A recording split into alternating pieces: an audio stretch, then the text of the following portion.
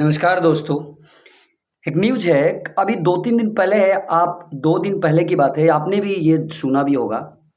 नोएडा, दिल्ली में एक महिला 2-3 गार्डों को गालियाँ देते हुए पीटती है और उनका कसूर सिर्फ़ इतना था कि गेट खोलने में मात्र 2-4 5-10 मिनट लेट कर दिए।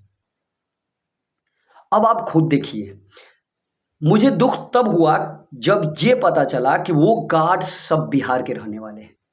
और फिर उसके बाद अभी कल परसों बीता ही नहीं था कि अभी कल शाम की एक न्यूज़ है, आप ये भी सुने होंगे कि कल पटना में एक अभ्यर्थी को जो नौकरी के लिए गुहार लगा रहा था सरकार से, उसे पीट-पीट के इतना पीटा गया कि अभी भी वो हॉस्पिटलाइज़्ड है। अब मैं आपसे ये चीज़ इसलिए बताता हूँ और इस पे बहुत सारे लोग ट्वीट किए, कुछ लोगों ने अपना स्टेटमेंट दिया कि ये बिल्कुल गलत है। इस पे आपने सुना भी होगा और देखा भी होगा कि खेसारी लाल जी वो भी ट्वीट किए हैं। उनका कहने का मतलब है ये कब सुधरेगा? उनका कहने का मतलब ये है कि बिहार कब सुधरेगा? बिहार के लोग क्यों इतना सताए जाते हैं? क्यों लोग ऐसा नहीं समझते कि बिहारियों में भी भावना होती है, बिहारियों में भी वो सब कुछ होती है जो कोई दूसरे स्टेट्स के लोग होते हैं। मैं यही बोलूँगा आपसे कि आप ये देखिए, सुधरने का एक ही तरीका है कि हम गार्ड्स की नौकरी करने के लिए दूर जाते हैं, क्यों? हम यहाँ से बिहार से उठ के कहीं दूसरे स्टेट्स में जाते हैं, क्यों? सिर्फ़ इसलिए कि हम पढ़ते नहीं हैं। अगर हम पढ़े और पढ़ के कुछ अच्छा करें, तो कोई माई के लाल हमारे पीछे होने की औकात नहीं है उसे।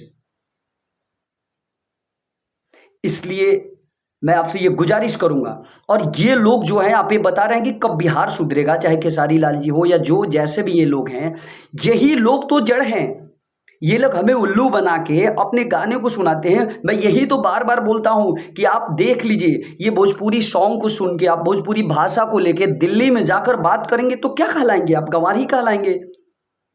तो आप अपनी इस भाषा को अध्ययन कीजिए, हिंदी भाषा को अध्ययन कीजिए, इस भाषा से आगे बढ़िए, इसमें बहुत कुछ पढ़िए, क्योंकि अंग्रेजी भाषा और हिंदी भाषा में खास तौर में हिंदी, अगर आप अंग्रेजी पढ़ने में समर्थ नहीं हैं तो हिंदी तो डेफिनेटली आप पढ़ सकते हैं।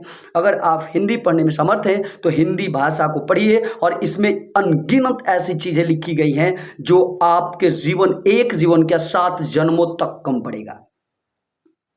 इनकी बातों में ना आइए, यही तो जड़ है। ऐसे ऐसे अश्लील सॉन्ग्स निकाल के जितने भी हमारे बीच ये जितने भी हम अनपढ़ लोग होते हैं उनकी बातों में आ जाते हैं। मैं यही गुजारिश करता हूं कि इनकी बातों में ना आए। आपने खुद इन्हीं लोगों के मुंह से सुना कि क्यों सुधरेगा, कब सुधरेगा, क्यों लोग ऐसे नहीं। लोग, शिक्षा अगर हम में होगा तो लोग हमें इज्जत देंगे।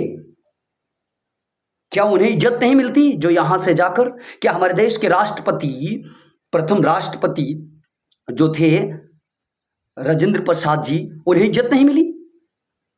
क्या हमारे देश के अनगिनत ऐसे, क्या शत्रुघ्न सिन्हा जब इंडस्ट्री में गए तो क्या उन्हें इज्जत नहीं मिली? मिली और मिलेगी। जब तक ये पृथ्वी रहेगा तब तक देना होगा, क्योंकि शिक्षा से बड़ा कुछ नहीं है। अनगिनत ऐसे, क्या जयप्रकाश नारायण को वो इज्जत नहीं मिली जो वो चाहते थे? मिली।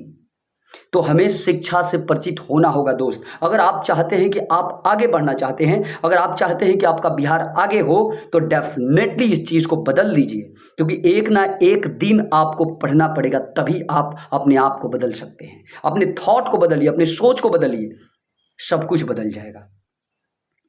और इसके अलावा दूसरा कोई तरीका नहीं। इस अश्लील गाने के बोल में, इनकी बातों में आके, इन चीज़ों को सुन के आप कब तक क्या कर सकते हैं? आप बिहार से निकल के दूसरे स्टेट्स में जाते हैं, मार खाते हैं, आपको एक औरत गालियां देती है, इससे बुरा क्या हो सकता है हमारे लिए? सोचिए आप इस बात को। अगर काश हम पढ़े लिखे होते ना तो उसके जैसे औरत हमारे सामने आकर सलाम करती, हम उसके वहाँ जाकर अच्छे काम करते, हम वहाँ उसके गार्ड्स के नौकरी नहीं करते, बल्कि कुछ दिन में हम मालिक बन जाते। बस इतना ही गुजारिश है आप लोगों से दोस्त, आप कोशिश करते रहिए। बस इतना ही कहूँगा। जय हिंद, जय भारत। और ये आप कोशिश करके अपने आप को और आसपास के बच्चों को बदलने की कोशिश कीजिए।